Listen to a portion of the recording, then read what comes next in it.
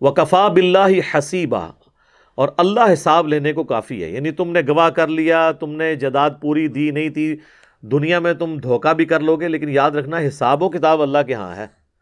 دنیا میں اگر تم قانون کو چکمہ دے بھی لو گے، اللہ کے حضور یہ چیز ایکسیپٹیبل نہیں ہوگی.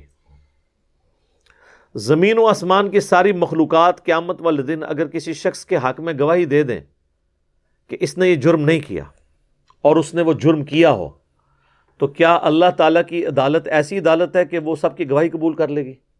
نہیں. لیکن دنیا میں ہو جاتا ہے، دنیا میں ایویڈنس کے اوپر چلتا ہے.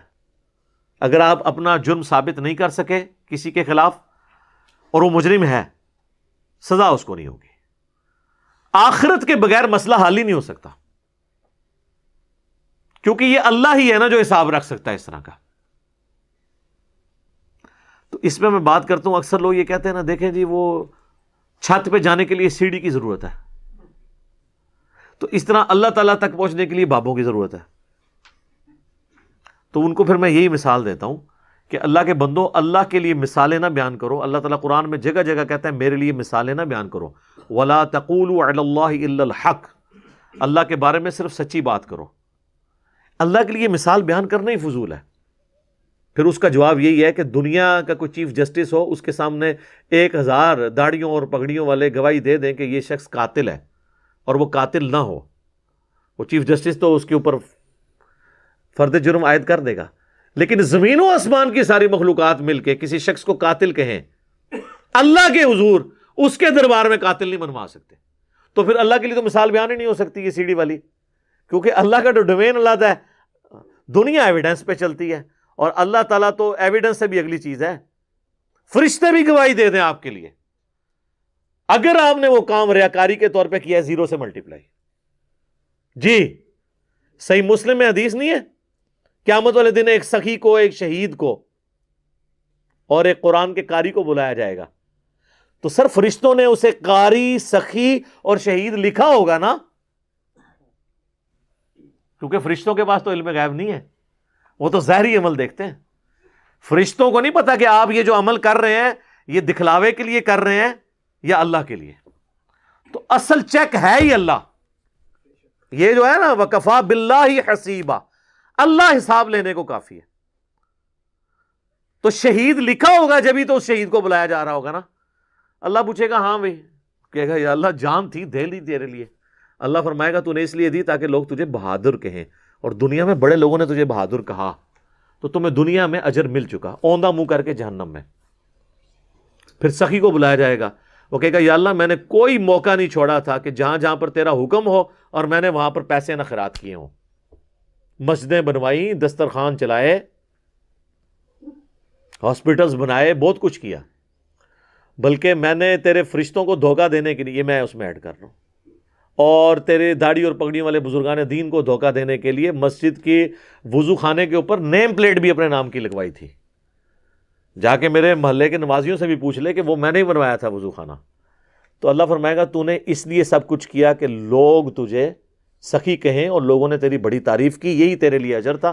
میرے ہاں آپ 0 سے ملٹیپلائی ہے، اوندہ منہ جہنم میں. قرآن کے قاری کو بلایا جائے گا، اللہ تعالیٰ کہے گا تجھے میں نے قرآن کا علم دیا تھا، تو کہے گا یا اللہ میں نے تو قرآن سیکھا اور سکھایا، یہی کام میں کرتا رہا، اس سے افضل کام اور کون سا ہو سکتا تھا.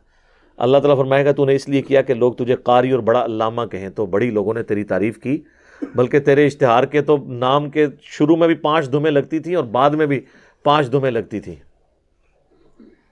یادگار اسلاف، مفسر قرآن، استاذ العلماء. تو بڑی تیری عزت دنیا میں ہوئی ہے، میرے ہاں کوئی اجر نہیں ہے، اوندہ منہ کر کے دوزخ میں. یہ سر مولانا شریف نہیں، صحیح مسلم شریف کی حدیث ہے یہ. اب مجھے بتائیں دنیا میں ان 3 نیکیوں سے بڑی اگر کوئی نیکی جانتا ہے نا، بخاری اور مسلم اور قرآن حکیم کی روشنی میں، تو مجھے بتا دے. شہادت سے بڑی کوئی نیکی ہے کہ جان ہی دے دی اس کے لیے؟ قرآن سیکھنے اور سکھانے سے بڑی کوئی نیکی ہے؟ بخاری مسلم حدیث ہے سب سے بہتر وہ جو قرآن سیکھے اور سکھائے.